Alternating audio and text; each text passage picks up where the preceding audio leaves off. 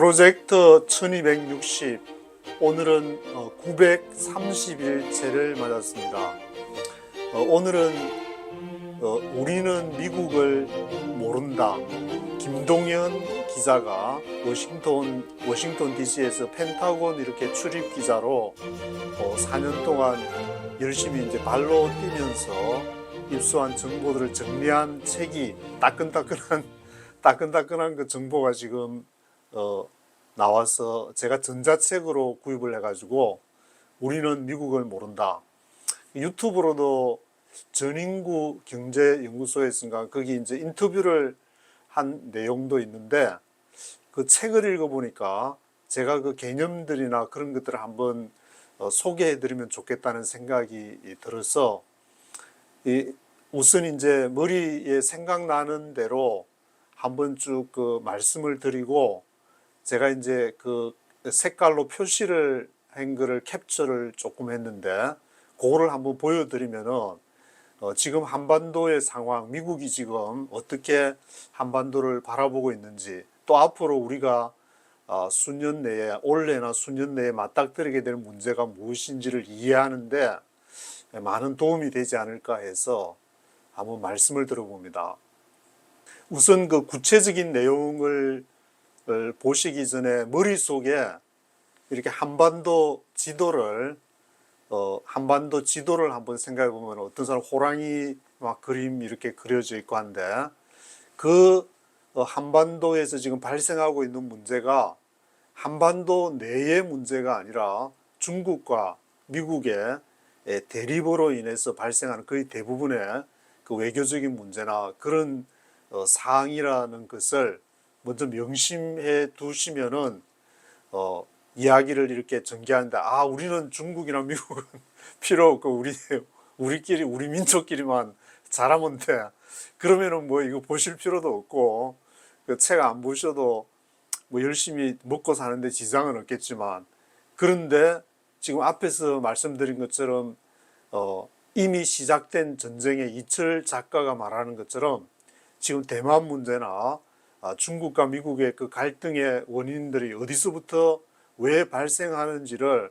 한번 생각해 보는 것이 한반도로서는 너무 중요한 상황이기 때문에 그 한반도에서 지금 이제 남북 대치를 통해서 북한의 뭐 이렇게 2017년도에 그런 미사일 발사 실험을 뭐 8차례 정도나 해서 물론 그때 이제 발사의 왼편이라는 말이 나와가지고 미리 발사를 했지만 7번이 실패를 하고 한 번만이 성공을 하는 88%가 이제 실패하는 그런 일도 있었는데 이 한반도를 중심해서 한국에서 이렇게 지금 가장 개념적으로 앞으로 이제 정리해야 될 문제가 무엇인가 그것부터 좀 말씀을 드리면은 지금 이제 지난 2023년 초두에 언론사에서 이제 여론조사를 해가지고 대대적으로 보도를 한 것이 한국의 대한민국의 핵을 설치를 해야 되냐. 그래서 국민 70%가 찬성을 하는 그런 보도가 나와가지고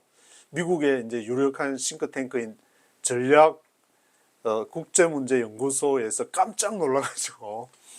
막 거기에 대해서 이제 뭐 얘기를 하고 있는 그런 문제가 있는데 이 문제를 어떻게 앞으로 해결을 해 나가야 될 것인가. 직접 이제 뭐 정책 당사자가 아닌 경우에는 피부로 와닿는 문제가 아니니까 국민의 여론이니까 그럴 수도 있다 생각하겠지만 지금 이 김동현 기자가 쓴 그 책에는 미국의 지금 분위기 로버트 아이온이라는 그런 이렇게 군사 전문가 얘기도 나오고 있는데 전에는 핵무기를 설치하면 안 된다 한국에 그렇게 나왔는데 이제는 설치를 하게 될 경우에 장점이 무엇인가 그런 얘기를 해가지고 그 얘기도 조금 이따가 한번 소개해 드리겠습니다만은 가장 그 첨예하고 날카로운 이렇게 핵무기 문제에서부터 워싱턴 DC의 그러한 시각들이 지금 조금씩 변하고 있는 것이 아닌가. 저는 우리는 미국을 모른다. 그 책을 읽으면서 그런 것을 느꼈는데, 궁금하신 분은 한번 책을 구입해서 이제 세세히 읽어보시면은 아마 김동연 기자가 한국에서도 이렇게 청와대로부터 여러 곳에 출입해서 특종 기사를 많이 썼고, 미국에서도 펜타곤이나 의회나 여러 전문가들, 주한미군 사령관으로부터 많은 유력한 사람들이 인터뷰를 했기 때문에 그것을 한번 심도 깊게 지금 왜 그런 미국에서 생각이 바뀌어가고 있는지를 읽어내야 되지 않을까, 그런 생각이 들게 됩니다. 이 책에서는 이제 미국이 그렇게 생각이 바뀌게 되는 근본적인 원인이 중국이 이제 그 미국의 지역을 거부한다는 전문적인 용어로는 뭐 A2AD라고 하는데, 중국의 전략 중에서 유력한 그 A2AD 전략이라는 것이 제1도련선, 제2도련선, 제3도련선까지 있는데, 그것을 미국의 항공모함이나 들어오기만 해봐라 그냥 박살을 내버릴 거야. 그래서 둥펑 17이라는 그 극초음속 미사일을 막 그 퍼레이드를 하면서 이제 보여주고 했는데, 그 A2AD라는 것은 Anti Accessor 그리고 Area Denial의 약자인데, Anti Access 하면은 액세스를 하는 거 반 액세서, 그래서 반 접근 지역 거부라는 그런 한글로 번역하면 그렇게 되는데, Anti Access Area Denial, 제3도련선은 그렇다 치더라도 제2도련선 안으로 들어오기만 해봐, 제1도련선 안으로 들어오기만 해봐 박살을 내버릴까, 그런 전략을 가지고 있기 때문에 미국은 그 전에 이제 괌에서 설치하던 핵무기나 뭐 이렇게 구축함을 지금 이제 본토로 이제 빼기도 하고, 또 한반도에 지금 이제 한반도에 거주하는 주둔하는 그 한반도에 주둔하는 미군 병사가 이제 28,500명으로 우리가 지금 알고 있지만, 그 국방수권법의 내용이 이것이 2022년도에 삭제가 됐다고 하는데, 저도 이번 책을 읽으면서 알았는데 잘 뉴스를 캐치를 못하다가, 그래서 이 미군 철수와 차출은 다르다. 이게 병력이 있지만 전에 이제 이라크나 아프가니스탄 전투할 때도 이제 빼내간 전력이, 한국에서 빼내간 차출해간 그 전력이 있기 때문에 이것은 뭐 어긋나는 문제도 아니고, 언제든지 그 28,500명이라면서 거기에서 이제 차출을 해갈 수 있는 그런 비용 절감이라든지 뭐 여러 가지 이유를 이렇게 대어 가지고 차출을 해 나갈 수 있는 그런 주한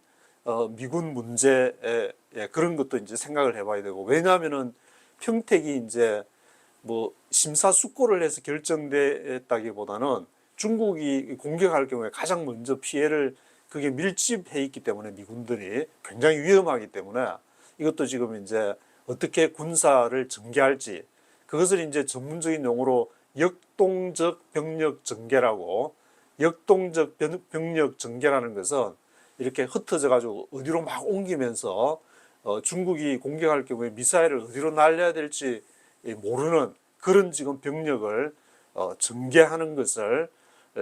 말하고 있습니다. 역동적 병력 전개. 그래서 전술핵도 이제 재배치를 하는 그런 문제가 있기 때문에 이런 문제들이 바로 지금 코앞에 한반도에서 앞으로 생각해야 될 문제인데, 이 문제와 함께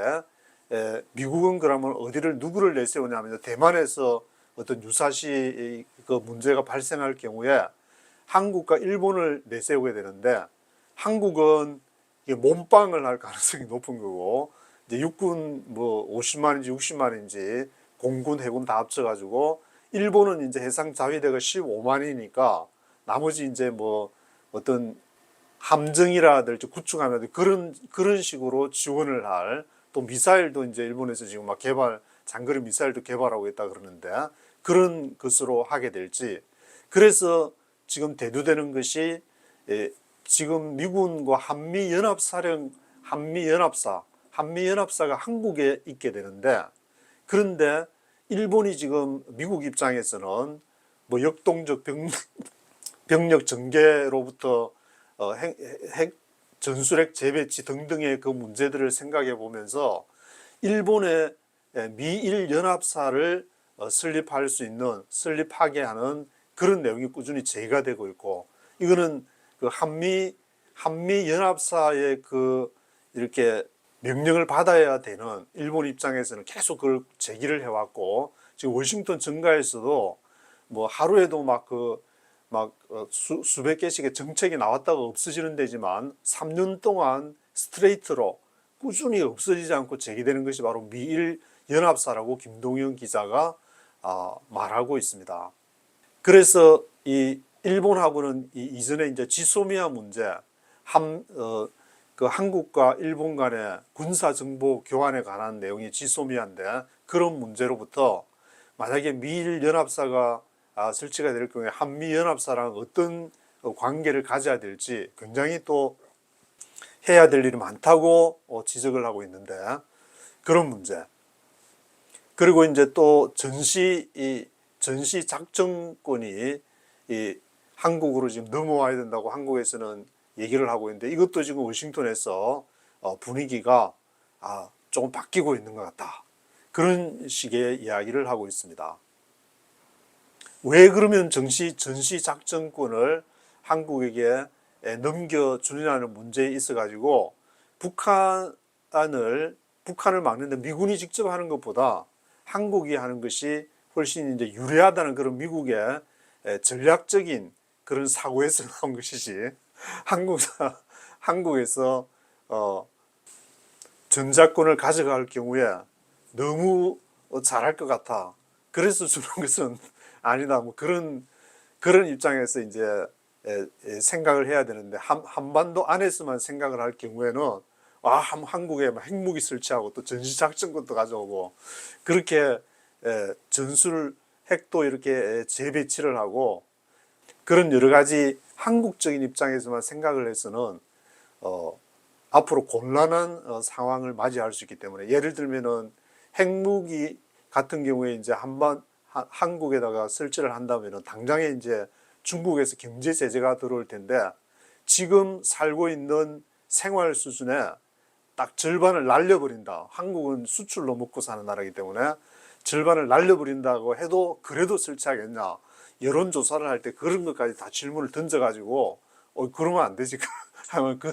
그게 진짜 설문조사지. 무조건 그 핵무기를 설치를 하는 쪽을 유도를 해가지고는 그것이 올바른 질문을 국민들이 정말 내 생활의 절반을, 지금 생활 수준의 절반을 날릴 각오를 하고라서도 하겠다, 설치를 하겠다, 그러면은 뭐 오케이 하겠지만, 그렇지 않다고 그러면 그건 올바른 설문조사를 할 수 있을까, 저는 그런 생각이 좀 들게 되는데, 그래서 책의 내용을 제가 캡처한 거를 좀 보면서 하나씩 요약을 해보도록 하겠습니다. 먼저 김동연 기자의 이렇게 경력을 보면은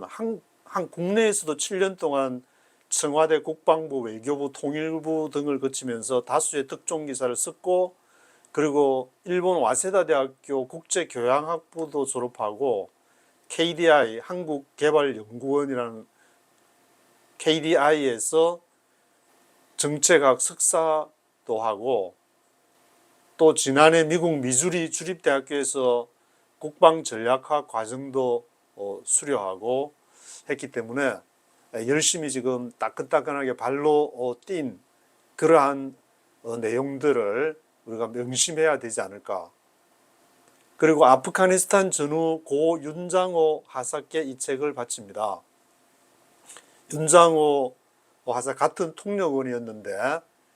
아프가니스탄에서 2007년인가 거기서 이제 동료의 죽음을 지켜보면서 이 책을 바친다고 지금 이렇게 기록하고 있습니다. 저도 뭐 군에서 하사로 제대를 하면서 젊은 시절 여러 가지 많은 생각들을 하게 됐지만, 앞으로 더 많은 이렇게 대한민국의 젊은이들이 전장에 가게 된다면은 자식을 보내야 되는 부모들이나 형제들이 어떤 마음을 갖게 될 것인가, 바로 우리의 가족들이 하기 때문에 저도 뭐 같은 지금 미국 시민권자이지만 같은 한국인의 마음으로서 제가 군에서 있었던 그러한 마음으로서 이 위기를 어떻게 헤쳐나가야 될 것인가 그런 생각을 해보게 되는데, 책 앞부분에서는 이제 최근에 워싱턴 DC 조야에서는 타이완 침공과 제2의 한국 전쟁 상황을 동시에 연동해서 고민하는 시각이 많아졌다고 언급하고 있습니다. 그리고 미국은 2차 대전 이후에 80년 만에 대규모 전쟁 물자를 행정 절차 없이 신속하게 제공하는 그 무기 대여법에 서명을 했는데, 바이든 대통령이 이것이 이제 랜드 리스라고, 리스가 미국에서는 일반적으로 이제 많이 있어가지고 뭐 1년, 3년, 5년 이렇게 리스를 그 기간 동안에 꼭 써야 되는 무기를 그런 식으로 이렇게 리스를 해주는 법을 통과를 했다고 합니다. 그래서 고립된 북한마저 어떤 의미는 한국보다 더 넓은 시야를 갖고 전략을 짜는데, 동북아 국가 가운데 한국만 인도태평양 전체를 관통하는 판세에 이르는 데에 무관심한 것 같다. 그러면서 이제 쭉 이제 1장부터 5장까지 내용인데, 1장은 미국의 잃어버린 20년과 신냉전, 2장에서는 동북아 핵 2.5 시대 가중되는 미국의 부담. 핵 2.5라는 것은 이제 1위 중국이고 또 나머지 1위 러시아고, 북한은 이제 핵무기가 많잖아요. 0.5 해가지고 동북아 핵 2.5 시대라고 언급한 것 같은데, 그것을 막아내기 위해서 미국의 부담, 가중되는 미국의 부담이 있는데, 미국은 지금 돈이 없다. 그래서 이것을 한국이나 일본에 떠넘겨야 되는 그런 이렇게 상황이라는 것으로 저는 해석을 했습니다. 그리고 3장에서는 극초음속 미사일 시대 한일 관계의 함의, 앞에 이제 둥펑 17을 얘기했는데, 이 하이퍼소닉 미사일이 날라오게 되면은 그것으로 날라오는 총알을 다른 총알로 막아낸다는 것은, 그것은 아무리 성공률이 높아봐야 절반을 넘길 수가 없으니까 이것을 어떻게 막아내야 될 것인가. 한국과 일본에서 이것을 막아내는 방법밖에는 다른 방법이 없기 때문에 이 한일 관계가 여기에서 나오게 되는 것이고, 4장에서는 우크라이나, 타이완 그리고 한반도, 우크라이나 전쟁이 2022년 2월에 발생을 해서 지금 계속 이렇게 이어지고 있는 그런 상황, 또 타이완의 문제가 어떻게 될지, 그리고 한반도는, 타이완 유사시 한반도는 또 어떻게 될지, 그런 내용을 얘기하고 있습니다. 그리고 마지막 5장에서는 미중 패권 경쟁과 대한민국의 선택지, 지금 미국과 중국이 2018년부터 이미 이 전쟁이 시작되어서 가고 있는 중인데, 대한민국은 거기서 어떤 선택을 할 것인가.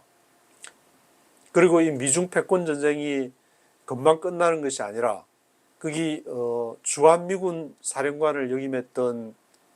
브룩스 사령관의 말을 인용해가지고 이것은 최소 20년은 가게 될 것 같다. 그렇게 미국의 탑 클래스의 전문가가 지금 이렇게 바라보고 있는 상황에서, 한국은 이거 뭐 곧 가면은 이제 이자율을 막 내리고 경제 부흥하고 그렇게 할 거야. 그런 낙관적인 시각만으로는 이렇게 지나기에는 너무 의미 심중한 그런 상황이 아니냐, 그런 생각이 들게 됩니다. 그래서 이 사진은 이제 18년 전에 고 윤장호 하사가 이제 거기서 아프가니스탄 파병 임무 중에서 탈레반의 자살 폭탄 테러로 이제 전사를 한 내용인데, 그때 미국의 한 병사인지 와가지고 이렇게 한국 사람이 한 명 죽었는데, 우리는 일주일에도 이렇게 몇 명씩 지금 죽어나가고 있다, 그런 말을 해가지고, 그때는 그 한 병사가 이렇게 얘기를 했는데, 그러한 병사의 마음이 지금 워싱턴 DC로 옮겨져 온 것 같아. 왜 우리가 지금 이렇게 해가지고 많은 희생자를 내야 되냐라는 어떤 그런 시각을 얘기하면서, 당시에 미국은 그 아프가니스탄에서 전사자가 2,465명, 영국은 455명, 캐나다는 158명, 프랑스 86명, 독일 54명이었는데, 근데 한국군 전사자는 그 윤장호 가서 단 한 명이지만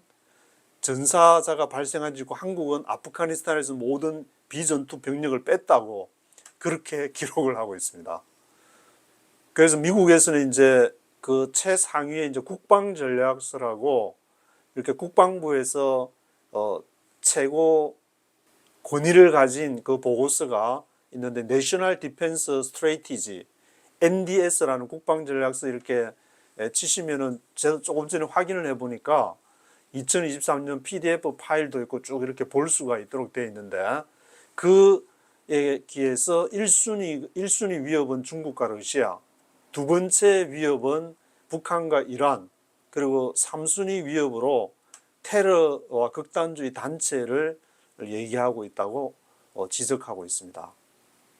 그렇다면은 그 1순위 이 중국과 러시아를 대체하는 미국, 거기 이제 미군 병력이 얼마나 필요한 것인가, 이것을 헤리테지 재단의 내용으로 있는데, 육군이 현재 31개 여단 전투단이 있는데 최소 50개 여단 전투단이 필요하니까 한 20개 여단 전투단이 더 필요한 상황이고, 공군도 이렇게 현재 전투기가 2099대, 폭격기 140대, 공중급유기 483대인데 최소 1200대 전투기 공격기 추가가 필요하다. 1200대 120대도 아니고 중국과 소련의 그 위협을 막아내기 위해서는 1200대 전투기와 공격기가 더 필요하다. 그리고 해군은 유인 함선이 298척인데 최소 400척은 필요하다. 그러니까 100척이 더 필요한 어마무시한 자금이 들어가는 그런 상황인데, 미 해병대도 22개 대대인데 최소 30개 대대가 완비를 해야 된다. 이렇게 지금의 중국과 그 소련에 같이 대응을 하려고 그러면 어마무시한 무기와, 그래서 국방부 관계자들은 의회에 가면은 막 이거 위험하다, 지금 예산을 증액을 해야 된다고 하지만 그 돈들이 다 국민의 세금에서 나오고, 핵무기를 사용하는 것도 국민의 세금에서 나와서 지금 관리를 하기 때문에 굉장히 지금 미국은 곤란한 상황에 처해 있다. 그래서 국방 예산도 최근에 뉴스로 기억하기로 8천억 달러 이상을 하고, 이제 비국방 예산에서 7천억 달러 이상이 이렇게 의회 예산, 의회에서 이제 통과가 됐다고 뉴스를 들은 것 같은데, 그렇게 해도 이렇게 증가폭은 굉장히 낮다고 얘기를 하고 있습니다. 그런 가운데 이제 2016년부터 18년까지 주한미군 사령관에 있었던 빈센트 브룩스, 앞에서 제가 말씀드렸던 그 빈센트 브룩스 대장이 하는 말이, 중국과의 신냉전 대치 양상은 적어도 20년은 갈 거라고 생각하니까, 지금이 2024년이라 그러면은 앞은 한 2050년 끝판을 보려면은 미국이 중국이 하는지 그 끝판을 보려면 2050년까지는 살아야 그걸 볼 수 있지 않을까, 그런 생각이 좀 들기도 한데, 한국도 여기에 대비해서 이제 장기전을 대비해야 되는 것이 아닌가, 그런 생각이 들게 됩니다. 도널드 트럼프 대통령이 지금 2024년 대통령 후보, 유력 후보로 지금 여론조사에서 1위를 달리고 있는데, 지난번에 2020년 6월 13일 미 육사 졸업생들이 1100명 이상이 모인 거기에서 미국은 더 이상 세계 경찰 역할을 하지 않을 것이라고 한 그러한 내용도 싣고 있습니다. 이것은 대통령 개인이, 트럼프 개인의 생각이 아니고 초당파적으로 지금 그렇게 생각하고 있다고 언급하고 있습니다.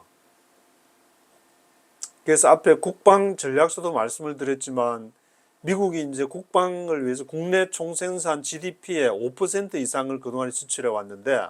지금은 이제 돈이 없어가지고 3%로 떨어졌는데, 국방부 관계자가 의회에 나가면은 5%로 늘려야 된다고 이게 1%도 어마어마무시한 건데 이것을 더 5%까지는 늘려야 된다고 하고 있으니 그 핵심의 문제, 워싱턴의 고민의 핵심의 문제는 바로 이 문제가 아닌가. 바로 이제 자본주의의 핵심, 미국의 자본주의 최첨단을 달리고 있는 미국의 가장 핵심적인 문제가 아닌가라는 생각을 해보게 됩니다. 이것을 이제 그 분담이라는 용어를 쓰는데 부담을 분담해야 된다. 동맹의 분담. 그래서 일본이 이제 분담하고 한국이 분담하고 한국은 몸빵을 하고 일본은 그래서 국민들이 바로 정신 똑바로 차리고 이게 정치가 지금 이제 뭐 4월 총선인가 있다고 그러는데 정신 똑바로 차리고 지금 우리가 무슨 고민을 해야 될지 그런 시점이 아닌가. 그냥 언론에서 흘려주는 그대로 받는 것이 아니라 한번 인터넷 다 검색할 수 있으니까 너무 깊이까지는 안 가더라도 생각이 나면 한번 확인을 해봐야 되지 않을까 그런 생각이 들게 됩니다.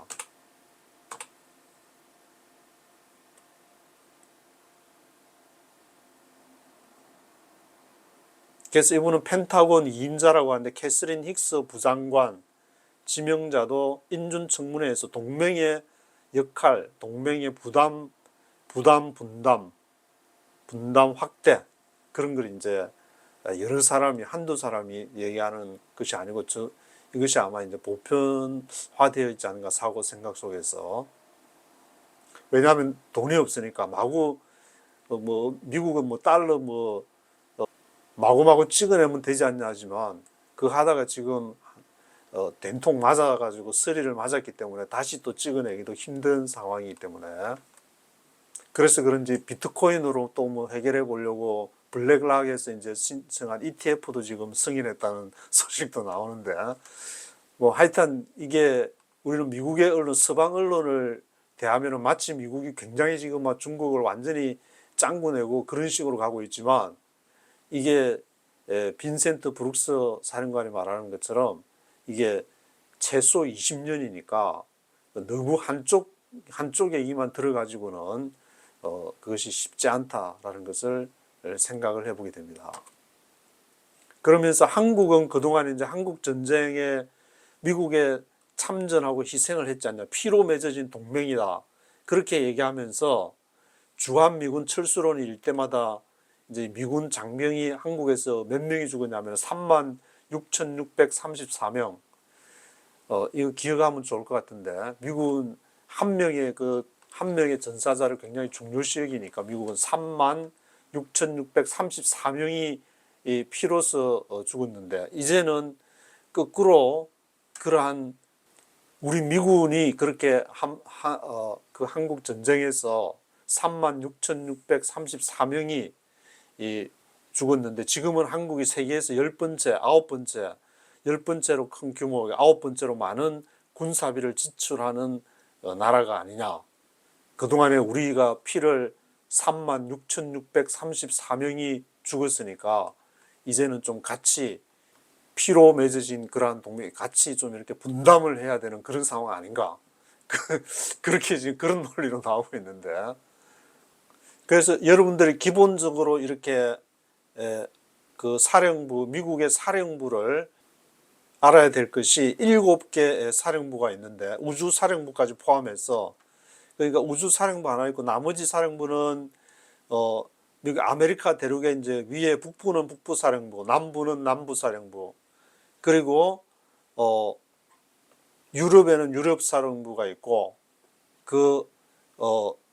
중동에는 이제 중부사령부가 있고 그 아래쪽으로 아프리카 사령부가 있는데 한국과 일본, 대만이 있는 그 호주나 그런데 인도 태평양 사령부라고 하는데 바로 인도 태평양 그 사령부에서 이렇게 관할을 하고 있기 때문에 한반도와 이렇게 인도 태평양이니까 인도 태평양 지역은 인도를 포함한 그 태평양 지역 인도 태평양 사령부에서 담당을 하고 있다. 이렇게 미국이 이제 7개의 각각 사령부를 통해서 하고 있지만 중국은 이제 어떤 전략을 취하고 있냐면 미국의 사관학교, 육군사관학교, 해군사관학교 등에서 필독서로 읽히는 것이 바로 초안전이라고 하는데, 우리가 알고 있는 이제 중국의 삼국지 그 앞에 발생 유황과 항우의 서로 이제 대결을 그리고 있는 초안지라고 있는데, 패왕별이라는 그 영화 보시면은 알 수 있는 그 영화로도 있지만 이제 초안지를 그것을 이제 전쟁 그걸로 이렇게 분석을 해가지고 앞으로 중국이 어떻게 미국의 공격에 대응을 할 것이냐, 그것을 이제 초안전이라고 해서 지금 과거의 어떤 간단한 전쟁이 아니고 군사 분야도 물론 있지만 비군사 분야에서도 금융전, 무역전, 뭐 자원전부터 해가지고 초군사 분야에서도 인터넷, 정보전, 심리전, 기술전, 밀수전까지 포함한 굉장히 초안전이 24전법을 이렇게 하고 있다 그러는데, 바로 중국이 그런 전법을 쓰고 있는 것이고, 그것이 미국에 지금 물건 파는 것에서부터, 저도 뭐 아마존에서 이제 미국에 있으면서 오다를 하게 되는데, 뭐 한 달에 한 이렇게 뭐 한 번이도 두 번이도 오다를 하게 되지만 테무라는 게 있어가지고, 그게 이제 중국에서 한다 그러는데 어떻게 테무가 이렇게 아마존을 더 가입자가 증가하는 뭐 그런 것들을 보게 되면은, 야, 어떻게 이 중국의 인터넷 그것이 아마존보다 더 많이 등록을 해가 갈 수 있는가 보니까, 이게 초안전의 그런 결과가 그런 어떤 전개 양상이 아닌가, 그런 생각도 해보게 됩니다. 그래서 이런 다양한 그 전법, 초안전 24전법을 취하고 있는 중국에 대해서 미국은 물론 이제 전체 항공모함이 11척, 헬리콥터 항공모함이 있어가지고 항공모함에 비행기가 아니고 아마 헬리콥터를 전문적으로 띄우는 항공모함이 9척에서 20척의 항공모함을 전 세계에 전개를 하고 있지만, 근데 이 항공모함이 하나를 움직이려고 하면은 거기에 따라서 움직이는 거다 어마무시한 자금이 소요가 되기 때문에 이게 장난이 아니라는 생각이 드는데, 항공모함 옆에 시내 방패라고 불리는 이지스함이 3척에서 4척, 그리고 이제 원자력 잠수함도 2척 이상의, 그것도 공격형 원자력 잠수함이 2척이 붙어야 되는 것이고, 또 군수 지원함 등 그걸 데리고 항공모함이 쫙 움직여야 되니까, 이거를 20척을 운영해 나가는 게 전부 다 미국 국민들의 세금을 가지고 다들 이렇게 움직여 가야 되는 상황이니까, 이게 쉽지가 않아요. 미국 국민들이 과연 그런 무기를 계속 대주면서 그것을 군사를 유지하게끔 해줄 것이냐. 그래서 올해 선거에서도 미국 국민들은 눈을 시뻘겋게 뜨고, 누가 우리의 비용을 절감해주면서 효율적으로 미국이 전 분쟁들을 이끌어가는 그런 지도자를 원하는 것이 아닌가, 그런 생각이 들게 되는데, 그래서 중국이 취하고 있는 그 가장 기본적인 전략이 이제 도련선이라는 것은 연결하는 체인을 말하는 거예요. 아일랜드 체인이라고 하는데, 그 섬을 연결을 해가지고 하는 중에서 가장 가차에 있는 것이 제1도련선인데, 그 제1도련선 안쪽으로 지금 한국이 포함이 되어 있기 때문에 오산과 군산, 그리고 일본 일부도 거기 제1도련선에 포함이 되어 있고, 바로 그 1도련선 바로 접근해서 오키나와 또 미군 기지가 있기 때문에 남중국해가 계속 위험한 상황에 처할 것이라는 그런 얘기들이 나오고 있습니다. 그래서 이런 그 제1, 2, 3 도련선에 대비해서 미국이 취하는 전략, 역동적 병력 전개라고 했는데, 그 말은 거기서 이제 전투 요원이나 뭐 항공모함이나 앞에 일반 항공모함 11척, 헬리콥터 항공모함 9척, 20대의 항공모함이 있다 그랬는데, 그것을 이제 철수를 시키는데, 그것을 2021년도에 워싱턴 DC의 싱크탱크 퀸시 연구소라고, 퀸시 인스티튜트 포 리스폰시블 스테이트크래프트라고 되어 있는데, 이 퀸시 연구소에서 미군을 대폭 줄일 것을 권고하는 정책 재현 보고서를 발표했다고 합니다. 그래서 퀸시 애덤스는 어떤 사람이었냐면 미국의 6대 대통령인데 멀로 닥트린이라 그래가지고 미국이 이제 당시 이제 고립주의를 표방할 때 그 퀸시 대통령이 그런 정책을 지지한 고립주의 멀로 닥트린을 지지한 그런 대통령이기 때문에 이 연구소 이름도 퀸시 연구소라 그래가지고 또 퀸시 연구소에는 이 든든한 그 후원자까지 있는데 석유재벌 찰스 코커 그리고 우리가 잘 알고 있는 조지 소로스가 2019년에 이 연구소를 설립해가지고 미국을 빼야 된다. 그래서 이제 유럽에서도 뭐 그런 여러 가지 전술핵 핵 공유제라는 그런 내용이 있어가지고 핵을 공유하는데도 미국이 분담을 하고 있으니까 그런 비용 분담, 부담 분담, 동맹의 부담 분담을 해야 된다는 그런 얘기들이 나오고 있습니다. 그래서 미국은 이렇게 군사 전략적인 분야에서 과거에서처럼 그런 군사 전략이 통하는 것이 아니라 굉장히 이제 중국의 초안전 24전법도 마찬가지지만 이게 다방면에서 전개를 하기 때문에 평택이 아주 위험한 데서 이제 미군들이 뭐 28,500명이나 밀집해 가지고 있는 그런 상황은 앞으로 전개되기 힘들지 않나 그런 생각을 해보게 되고 이미 이제 그 2020년 10월 7일 날 허드슨 연구소가 주최하는 거기 이제 대담회에서 라이언 메카시 육군 장관이 얘기한 것이 프로젝트 컨버전스라는 실험이 있어가지고 이 F-35 스텔스 전투기하고 해병대 자산 이런 것들 정보를 이제 공유하면서 타격을 하는 한 군데서 이렇게 정보를 못 받으면 다른 데로 다른 그 우회로 거쳐가서 정보를 줘서 그 목표하는 지점을 타격하는 굉장히 복잡한 것 같지만 전체가 다 연결되어 있어 가지고 한쪽이 무너지더라도 이 작전을 계속 수행할 수 있는 그런 시스템으로 가는 것을 그림에 이렇게 보시는 것처럼 그런 킬체인을 하는 전략 시스템으로 바꾸어져 가고 있다고 말하고 있습니다. 그런데 문제는 한국군이 지금 현재 정보망을 링크 K라고 사용을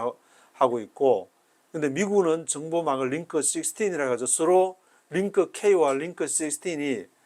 호환이 안 되기 때문에 이것이 문제다. 예를 들면은 저는 이제 윈도우 11의 마이크로소프트를 그거 쓰고 있는데 윈도우즈를 쓰고 있는데 애플의 매킨토시하고 같이 이렇게 상호하면은 잘 호환이 잘 안 되듯이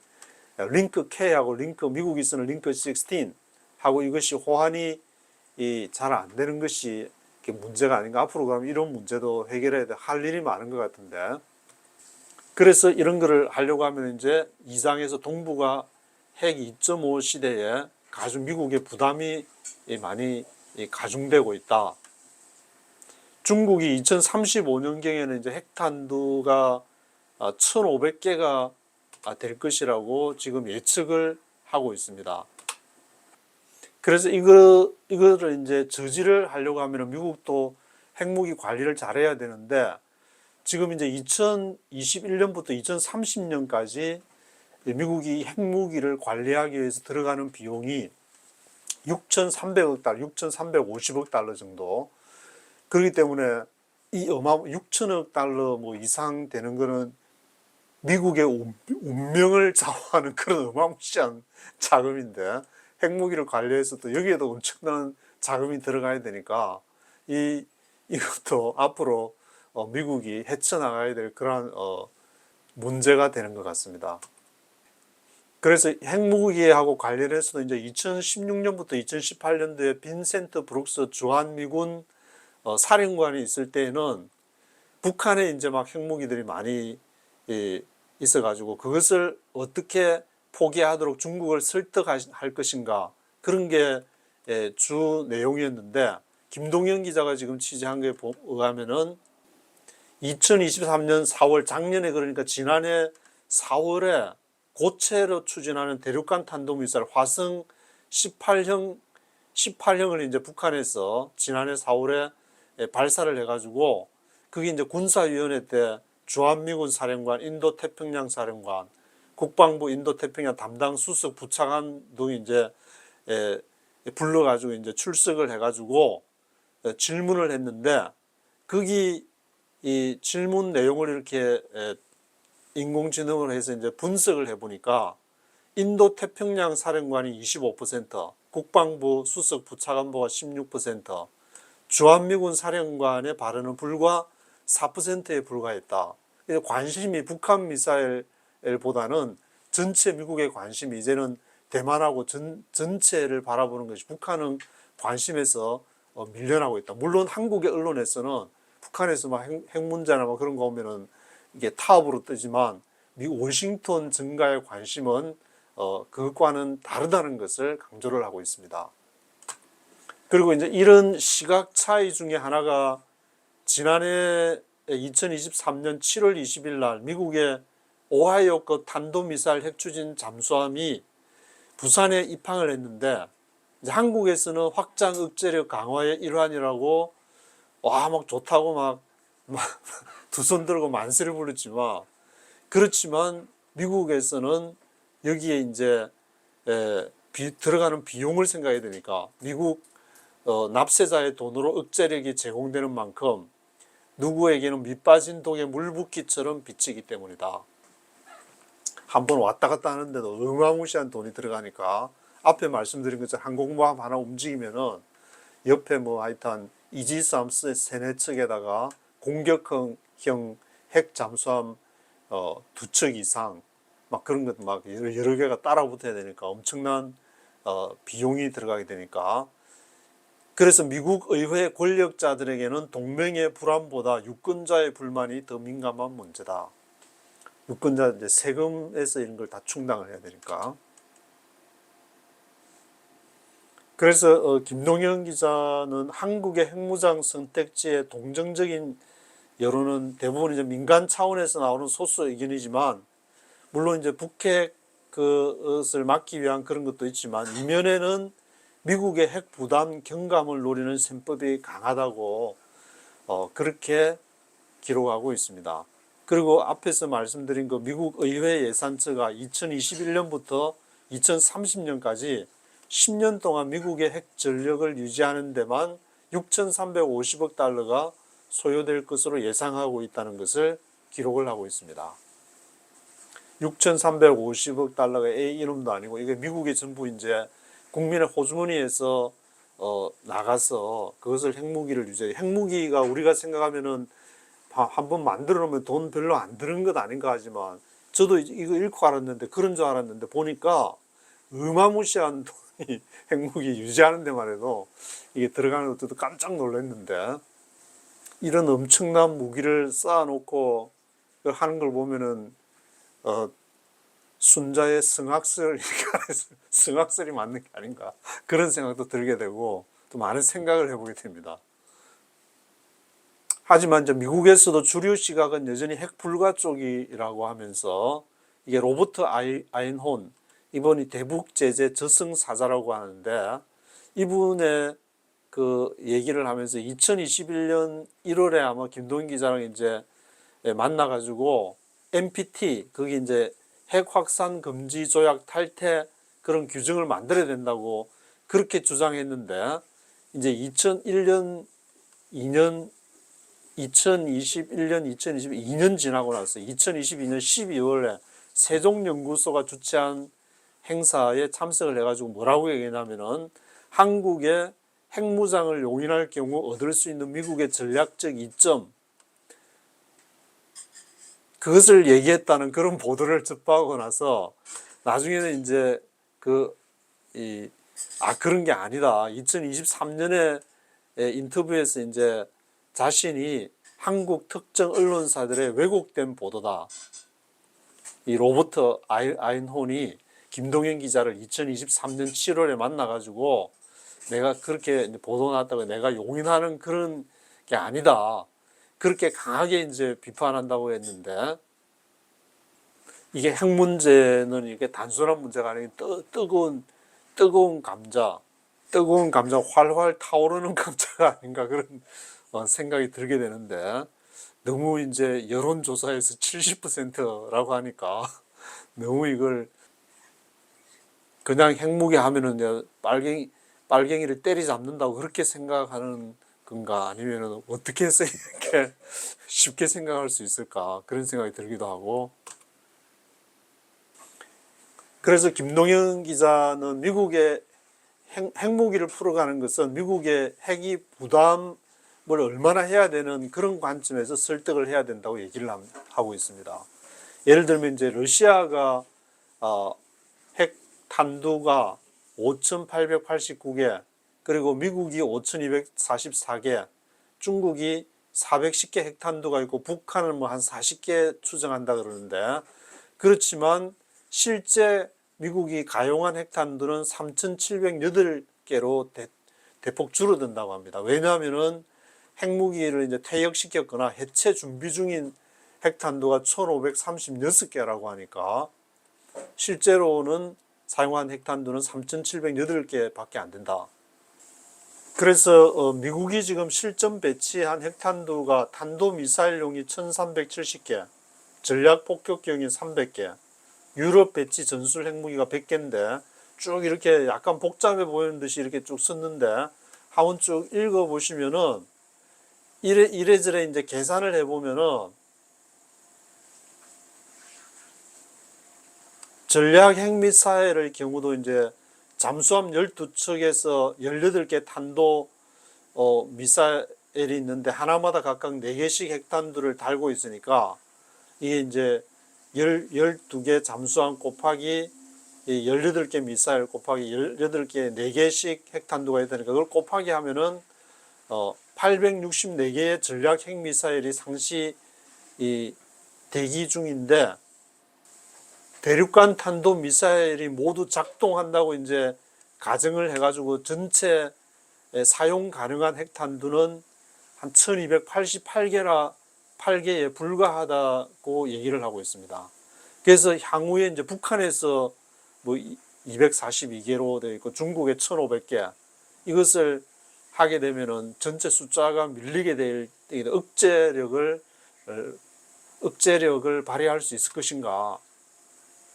그래서 그런지 미국은 한반도 유사시에 사용할 수 있는 핵무기 할당량도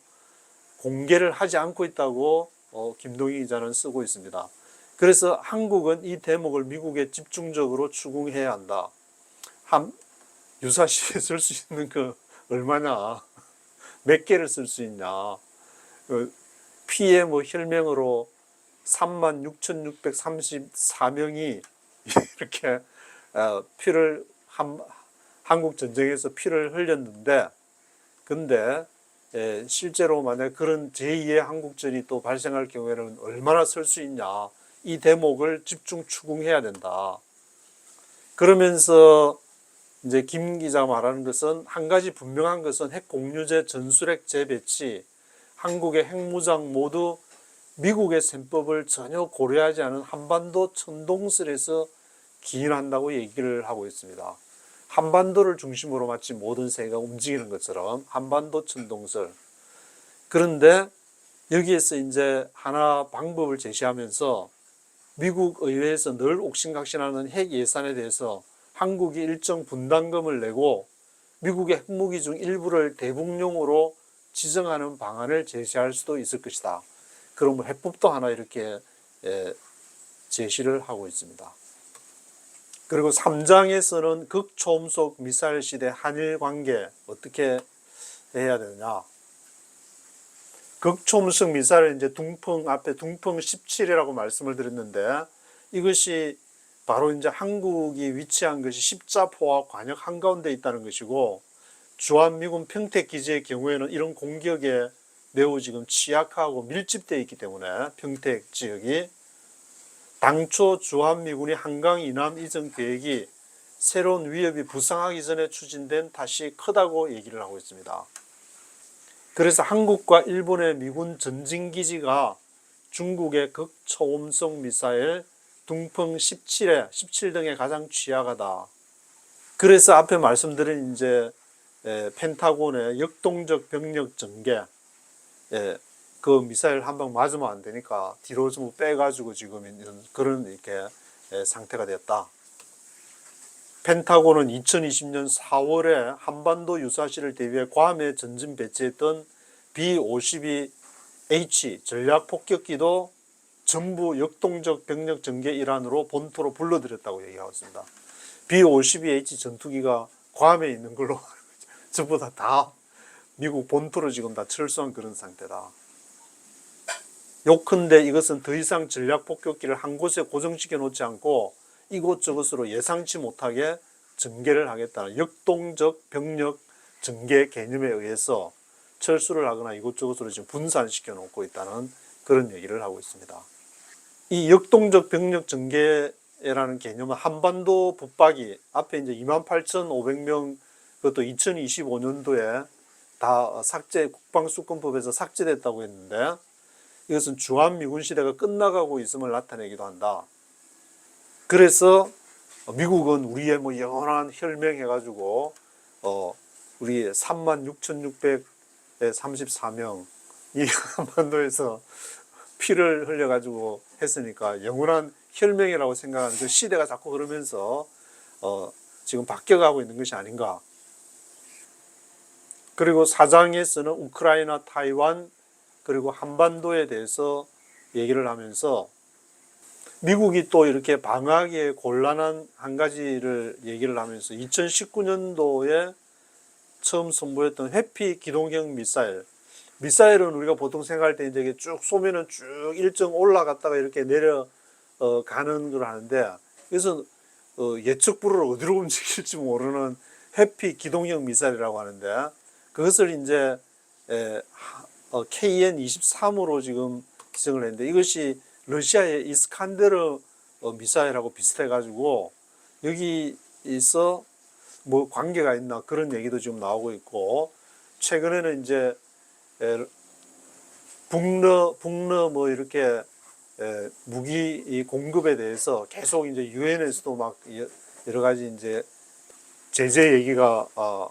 나오고 있고 하마스가 이제 사용하는 그런 무기 가운데 북한제 한글도 막 보인다는 그런 언론의 보도도 지금 나오고 있는데 그래서 북한의 해피 기동형 미사일 때문인지 뭐 때문인지 이렇게 미국에서는 그 미사일 사거리 지침 종료가 있었는데 그것은 이제 대북용이 아니라 대중용이라는 그런 분석을 내놓고 있습니다. 그래서 여기에서 이제 그 탄도미사일 중에 준중거리 탄도미사일이 사거리가 최대 3,000km가 있는데 중거리 이제 탄도미사일을 앞으로 설치하게 되면은 뭐 일본이나 한국이 되겠지만 한국이 중국에 더 가까우니까 한국이 유력한 후보지가 되지 않을까. 그래서 김동인 기자는 여기 이제 한국과 일본은 중국의 두 개의 독침이 될 수 있다. 일본에서 한국에서 하면은 아주 더 센 독침이고 일본에서 사도 이제 기술 막 개발하고 있으니까 지금 타이완 그 해협까지 도착할 수 있는 미사일을 개발하게 된다. 아니면 중국 본토까지도 날아갈 수 있으니까 그런 얘기들을 북한이 그렇게 막 미사일 쏘고 하는 것이 더 전력을 강화하기 위해서 일본이나 한국에서 더 군사 전력을 강화하는 그런 결과를 내게 된다는 그런 읽으면서 저도 그런 생각이 들게 됩니다. 그래서 여기 보시면은 존 볼턴 백악관 국가안보보좌관이 전에 아마 언급한 모양인데 한국이 미국산 중거리 미사일 배치 유력 후보지 중 하나다라고 언급하고 있고 한국은 승주인가 거기 사드 배치할 때도 중국으로부터 경제 보복을 당했는데 만약에 이거 중거리 미사일 배치하는 것도 배치하겠다라고 이제 선언한 뒤에 대책을 마련하면은 그때는 이미 완전히 짱구 나고 난 이후에 하는 거기 때문에 미리미리 이제 생각을 해봐야 될 분야들이 너무 많지 않는가.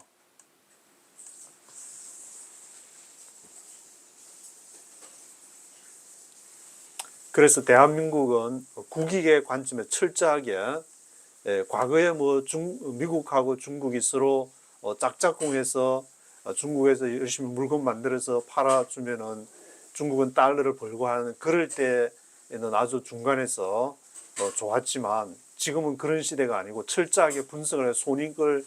따져가지고 전략을 내야 되는 때가 아닌가 그런 생각을 해보게 됩니다.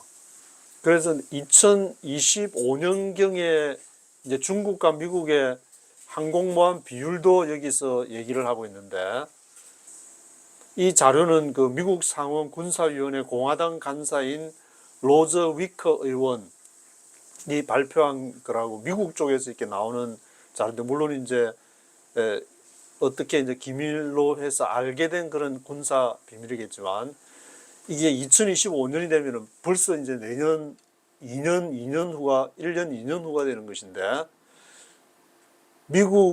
중국의 항공모함이 3, 미국이 1, 강습 상륙함은 중국이 6, 미국은 2니까 미국이 이런 그 항공모함 비율이나 강습 상륙함에서 전진 배치 태세에 소홀했다고 시인을 했다는 내용을 기록하고 있습니다. 그래서 미국 본토에서 유사시 발생을 해가지고 병력을 정원할 수도 있지만 문제는 시간이라고 그렇게 얘기를 하고 이 시간을 벌기 위해서 일본의 역할이 매우 중요하다고 그렇게 강조를 하고 있습니다. 많은 분들이 이제 아시는 것처럼 지난해 1월에 워싱턴 DC의 전략국제문제연구소에서 타이완 침공에 따른 모의전쟁, 워게이밍을 해가지고 발표한 게 있는데 14일 동안 치러진 전쟁에서 중국은 155대의 전투기를 잃고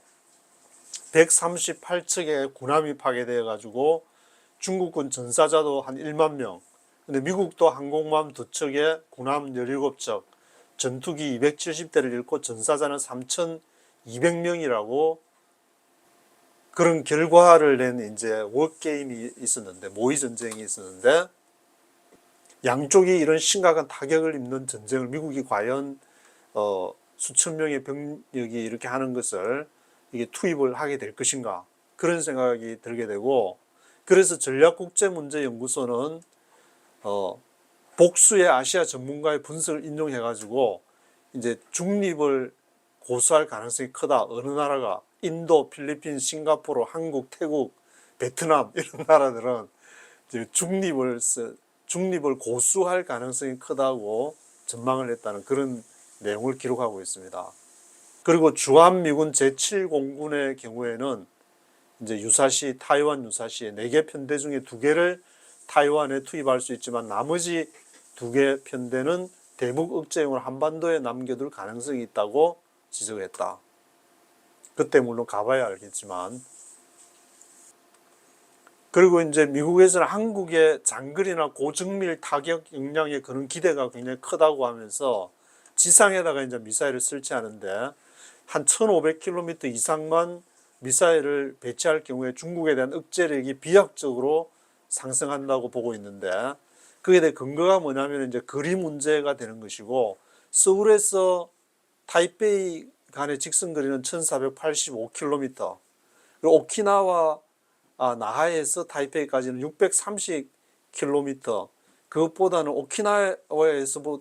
보다는 이제 서울에서 가는 것이 머니까 한 636, 620이 2배 조금 더 되는데 그래도 괌에서 타이페이까지가 2750km니까 서울에서 타이페이에 가는 것이 굉장히 효과적이다. 1500km면은 1485km면은 1500km 그 안에 들어가니까 1500km만 서울에 딱 지상형 미사일 배치만 해놓으면은 서울 인근에 그것이 굉장한 중국의 억제력이 비약적으로 상승한다. 그래서 이러한 지리적 이점 때문에 한반도가 타이완 유사시 미국이 병력 투사 발판으로 활용될 가능성이 굉장히 높다고 이야기를 하고 있습니다. 서울에서 타이페이까지 가는데 1500km 미사일만 지상에 설치하면 되니까. 그래서 한국 정부가 이제 중국이 타이완을 침공할 때에 다양한 각본에 따라서 만반의 준비를 해놓아야 되는 이유다. 앞에 이미 시작된 전쟁에서 이철 작가가 얘기한 것처럼 물론 이제 이철 작가는 북한이 이렇게 하기 전에 먼저 남한이 이제 선제 공격을 해가지고 그 통일을 이룩해야 된다 그렇게 얘기를 하고 있지만 하나의 어떤 옵션이 되겠지만 이제 그 상황에 여러 가지 다양한 그 옵션들을 갖고 그 최선의 선택을 해 나갈 수밖에 없는 그런 지금 상황이니까 철저하게 국익의 입장에서 지금 전체적으로 따지는 한반도만 북한만 생각해서는 안 되고 전체 지금 전 지구적으로 중국과 미국의 그러한 전략적인 것까지 다 이해를 해야 되는 그런 상황이 되는데 그러면 인력들이 많이 필요하고 외교 인력들도 많이 필요한데 한국은 여기에 얼마나 투자를 하고 있는가. 그 워싱턴에서 활동하는 언론사만 뭐 제가 워싱턴에 벌써 한 30년 다 가까이 지나고 있는데 그때만 보더라도 언론사들이 얼굴은 저 서울을 바라보고 있고 또 발은 워싱턴 DC도 있고 있지만 그런 거쳐가는 그런 곳으로 인식을 했는데 지금도 여전히 김성현 기자가 쓰고 있는 것도 똑같이 제가 그때 봤던 거하고 똑같은 그런 내용을 지금 아주 토로하는 것을 마음에 토로하는 그 내용을 보면서 또 한국 정부에서도 외교 인력 차원에서도 굉장히 신경을 덜 쓰고 있는 것이 아닌가 그런 생각을 하게 되기 때문에 미국에는 이제 외교 인력이 한 3만 명 정도, 러시아는 1만 2천 명, 프랑스 9천 명, 영국 8천 명, 독일 7천 명, 일본 외무성의 정원은 6,604명인데 그럼 한국은 외교부 정원이 얼마냐? 2,501명. 그래서 5년 동안 전체 정부 예산 대비 이제 외교부 예산도 0.6%에 머물고 있다고 하기 때문에 조금 더 신경을 써야 되는 것이 아닌가. 그래서 앞으로 일어날 일들을 전략적으로 더 깊이 고민해야 될 그런 시점이 아닌가. 그런 생각을 해보게 됩니다. 물론 이 내용은 이제 마지막 5장에서 미중 패권 경쟁과 대한민국 이제 선택지에서 여러 가지 얘기를 하면서 하고 있는데 거기에서도 이제 이 책에서 꼬집고 있는 것 중에 하나가 한국 외교는 현장 정보를 있는 그대로 반영해서 보고가 올라가는 것이 아니라 윗사람이 원하는 정보를 물어오는 방식이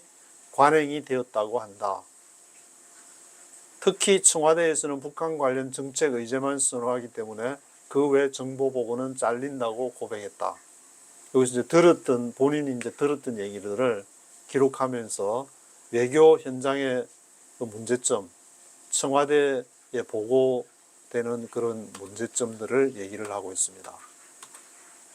그리고 이제 지난번에 한국 등이 이제 파이브 아이즈에 가입하는 얘기가 나왔는데 그때 안 됐다는 그런 이유 중에 하나가 대북 문제와 관련해서는 한국이 많은 정보들을 이제 가지고 있지만 한반도를 넘어선 정보 세계에서는 한국이 파이브 아이즈에 기여할 정보의 질이 상대적으로 떨어지기 때문에 기브 앤 테이크를 할 수 있는 것이 별 이제 대북 문제는 좀 그렇다 손치더라도 다른 부분에서는 너무 약하다. 예를 들면 이제 제 개인적인 생각으로는 전에 한번 그 스탄이 이 아프가니스탄부터 우즈베키스탄 이게